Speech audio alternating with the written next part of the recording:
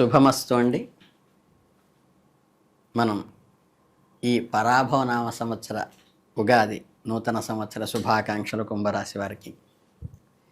ఈ కుంభరాశి వారికి జాతక ఫలితాలు అంటే ఏంటంటే ఈ సంవత్సరం ఎలా ఉందో చూద్దాం. పరాభవనామ సంవత్సరంలో గ్రహస్థితులను ఆదాయ ఫలాన్ని కందాయ ఫలాన్ని చూసుకుంటే ఆదాయం 2 ఉంది కుంభరాశి వాళ్ళకి, వ్యయం 8 ఉంది.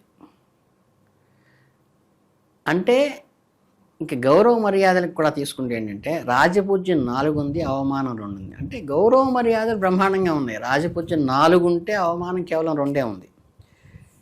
కనుక ఏంటంటే ఈ సంవత్సరం గ్రహ సంచారాన్ని ఇష్టంగా గమనిస్తే గురువు జూన్ 1 వరకు 5వ ఇంట్లోను పంచమ స్థానంలోను, తదుపరి అక్టోబర్ 30 వరకు 6వ అష్టమ స్థానంలో, అదే షష్ఠ స్థానంలోను, అక్కడ నుండి ఫిబ్రవరి 24 వరకు 7వ స్థానంలోను, మళ్ళీ సంవత్సరాంతం వరకు మళ్ళీ దీంట్లో ఉంటాడు. శనిదేవుడి ప్రభావం ఈ సంవత్సరం అంతా కూడా 2వ ఇంట్లోనే కుటుంబ స్థానంలోనే గడిచిపోతుంది.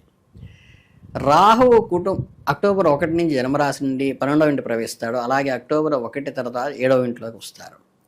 ఏలినాటి శని మరియు జన్మరాహు ప్రభావం వల్ల జీవితం కొంచెం అస్తవ్యస్తంగా ఉండే అవకాశం ఉంది. మీరేంటంటే ఏ పని తలపెట్టినా కొద్దిగా ఆటంకాలు కలుగుతోందేమో అలాంటి కలిగే సూచనలు అయితే కనిపిస్తున్నాయి.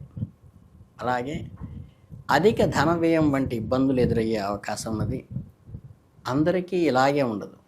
మీ నక్షత్రాన్ని బట్టి అదృష్టాన్ని పెంచుకోవడానికి రత్నధారణ చేదలిస్తే ధనిష్ట వాళ్ళకి పగడము, శతభిషం వాళ్ళకి గోమేధికము, పూర్వాభాద్రం వాళ్ళకి పుష్యరాగము చేసుకుంటే మంచిది. అలాగే ఆది, సోమ, గురు, శుక్రవారాలు మంచి అదృష్ట వారాలుగా చెప్పుకోవచ్చు. దాన్ని ప్రాపర్గా ఉపయోగించుకోండి ఈ సంవత్సరం. ఇకపోతే ఉన్నత ఉద్యోగాల్లో ఉన్నవారికి తలచిన పనులన్నీ నెరవేరుతూ ఉంటాయి. సమిష్టి వ్యవహారాలు అంటే కంబైన్డ్ వాటిలో కూడా బెనిఫిట్ అవుతారు. సామాన్య ఉద్యోగస్తులకి రహస్యమైన ఆదాయం వచ్చే అవకాశం ఉంది. మానసిక ఆందోళనలు, స్ట్రెస్ అయితే మటుకు నిర్ణయంగా గోచరిస్తోంది. కీళ్ళ నొప్పులు, శ్రమతో కూడిన ఆదుర్ద లాంటివి కలుగుతాయి. ధనలాభం అయితే ఉంటుంది. అలాగే కాంట్రాక్ట్ ఉద్యోగులకు ఇస్తే కనుక దూర ప్రయాణాలలో ఉండవలసి వస్తుంది. ఈ ఆయిల్ రిలేటెడ్గా బిజినెస్ చేసే వాళ్ళకి అధిక లాభాలు వస్తాయి. రైస్ మిల్లర్స్ యజమానులకు కూడా ఆదాయం బాగుంటుంది. ఇకపోతే ఈ మీడియా రంగంలో పనిచేసే వాళ్ళకైతే అవార్డులు, గట్టి కాంపిటీషన్ కూడా ఎదుర్కోవాల్సిన అవకాశం అయితే ఉన్నది. కోర్టు ఉద్యోగస్తులకు పాత భాగస్వాములు పార్ట్నర్స్ వెళ్ళిపోయి కొత్త వాళ్ళు చేరడం వల్ల కొంత ఇబ్బందికర పరిస్థితులు అయితే ఉంటుంది. రియల్ ఎస్టేట్లో వాళ్ళకి, ఇళ్ల వ్యాపారస్తులకి అధిక ధనలాభం ఉంటుంది. పారిశ్రామికవేత్తలకి మంచి అభివృద్ధి, కీర్తి ఉంటుంది. ఈ శానిటరీ, సిమెంటు రిలేటెడ్ వాటికి ధనలాభం బాగుంటుంది. కుటుంబ సమస్యలన్నీ తిరిగి వస్తాయి. అనుకున్నవన్నీ కూడా నెరవేరుతాయి వాళ్ళకి. అలాగే చేతి వృత్తుల వాళ్ళకి ఎవరైతే ఉంటారో మిశ్రమ ధనాదాయం ఉంటుంది. వివాదాలు, అపశృతులతో కూడి ఉంటుంది, కానీ అడక్వేట్ ఇన్కమ్ అయితే వస్తుంది.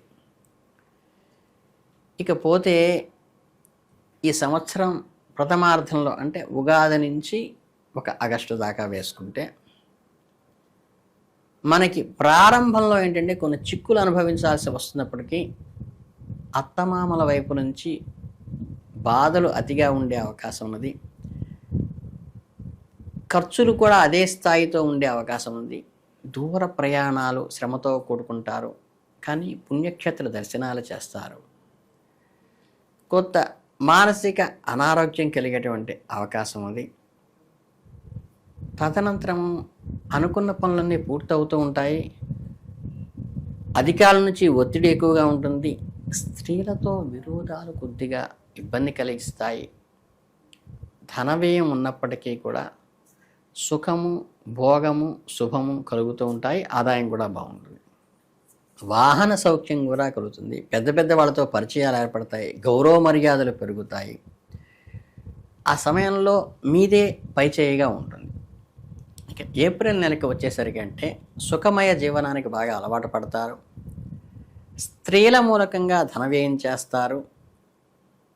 వృధాశ్రమతో ప్రయాణాలు చేయవలసి రావచ్చు.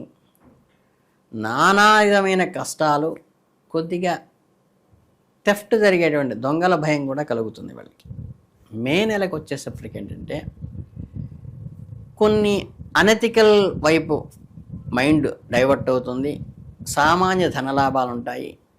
భార్యాపుట్టలు చక్కగా సౌఖ్యంగానే ఉంటారు. వాహన ప్రయాణాలు అయితే కొన్ని జాగ్రత్తలు తీసుకోవటం అవసరం.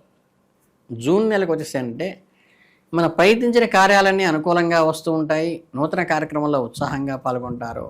శుభకార్యాల ఆలోచన చేస్తారు. మిత్రులతో కలిసి ఫెస్టివల్స్లో పాల్గొంటారు. ఈ జూలై నెలకు వచ్చేసరికి ఏంటంటే చక్కగా అనుకున్న కార్యక్రమాలని నెరవేరుతూ ఆదాయం బాగుండి లాభసాటిగా ఉన్నప్పటికీ కూడా కొత్త వ్యక్తులతో జాగ్రత్తగా వ్యవహరించవలసిన జాగ్రత్త అయితే అవసరం. కొత్త అప్పులు మాత్రం ఎట్టి పరిస్థితుల్లో ఆ నెలలో చేయబాకండి. ఇక సంవత్సర ద్వితీయార్థానికి వస్తే ఆగస్టు తర్వాతకు వచ్చేసరికి అంటే వృత్తి వ్యాపారాలలో అనేక చిక్కులు ఎదురై కొద్దిపాటి ధనలాభాలు పొందుతారు. భార్యాభర్తల మధ్య దాంపత్యంలో అనుకూలంగా మారుతుంది.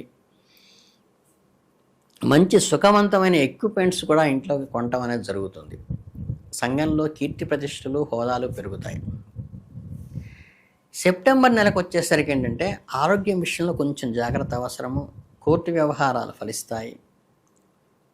రాజకీయ రంగాల్లో ఉన్నవారికి గొప్ప అదృష్టం పడే అవకాశం ఉంది. రుణబాధలన్నీ కూడా తొలగిపోయే అవకాశం కూడా ఉన్నది. కొంచెం నేత్ర సంబంధమైన ఇబ్బందులు కలుగుతాయి. ఇక అక్టోబర్ నెలకు వచ్చేటప్పటికి ఏమవుతుందంటే వ్యవసాయదారులకు మంచి లాభాలు రాగలుగుతాయి. ఔషధ సేవలు, మందులు వాడాల్సిన పరిస్థితి అయితే వస్తుంది. మెడికేషన్ అవసరం అవుతుంది. విదేశీ ఎగుమతులు చేయటం వల్ల మిక్కిలి ఆదాయం కలుగుతుంది. ఇకపోతే నవంబర్ నెలకు వచ్చేసరికి ఏంటంటే ఏమవుతుందంటే సొంత వృత్తి చేయడానికి కేవలం కలిసి రాకుండా ఉంటుంది. కానీ చేపట్టిన పనులన్నీ విజయం సాధిస్తారు. బిడ్డలు వృద్ధిలోకి వస్తారు. కొత్తన జీవన విధానాన్ని ప్రారంభించేటువంటి అవకాశం కూడా వాళ్ళకి కలుగుతుంది. ఇక డిసెంబర్ దగ్గరకు వచ్చేసరికి ఏంటంటే దూర ప్రయాణాలు చేయాల్సి వస్తుంది. శత్రుబాధలు కలుగుతాయి. విదేశీ అంటే ఫారిన్ బంధువుల ద్వారా వార్తలు కొన్ని కలిసి రాకుండా ఉండేటువంటి వార్తలు వినాల్సి వస్తుంది. భాగస్వాములతో అంటే పార్ట్నర్స్తో కొంచెం గొడవలు పడే అవకాశం ఉంది. ఇక చివరికి జనవరి, ఫిబ్రవరి మాసాల్లో అంటే నూతన సంవత్సరానికి ముందు ఉండేటువంటి మాసాల్లో అయితే కనుక చక్కగా కొంత శ్రమతో కూడినప్పటికీ విజయాన్ని సాధిస్తారు. ఏది ఏమైనప్పటికీ కూడా మీకు ప్రధానంగా ఈ చిన్న చిన్న పరిహారాలు కొన్ని చేసుకోవాల్సి ఉంటుంది. సోమవారాలు శివుడికి అభిషేకం చేయించుకోవటం మంచిది. ప్రాతకాలంలో మారేడు దళాలతో స్వచ్ఛమైన నీటితో గంగాజలంతో అభిషేకం చేసుకోండి. చక్కగా పండరీనాథుని అర్చించటం కానీ, పండరి భజనకి చేయించడం కానీ, పెట్టించడం కానీ కూడా మనకు కలిసి వస్తుంది. అలాగే ఈ వేసవిలో జలదానం చేయటం ద్వారా కూడా అంటే మీరు ఇలా పెడుతుంటారు కదా, అలా వాటర్ సప్లై వల్ల కూడా మంచి శుభకార్యాలు జరుగుతాయి. ఈ కుంభరాశి వారికి సరైన కార్యక్రమాలతో ముందుకు వెళ్ళి మంచి విజయం సాధించేటువంటి అవకాశం అయితే ఈ సంవత్సరంలో ఉంది. ఇష్టదేవత ఆరాధనతో పాటు కులదేవతకి, గ్రామదేవతకి ఎవరైతే బాకీలు ఉన్నారో, చేయిద్దామని ఎప్పటి నుంచో చేయించలేకపోతున్నారో అవన్నీ ఖచ్చితంగా పరిష్కరించుకోండి ఈ సంవత్సరం.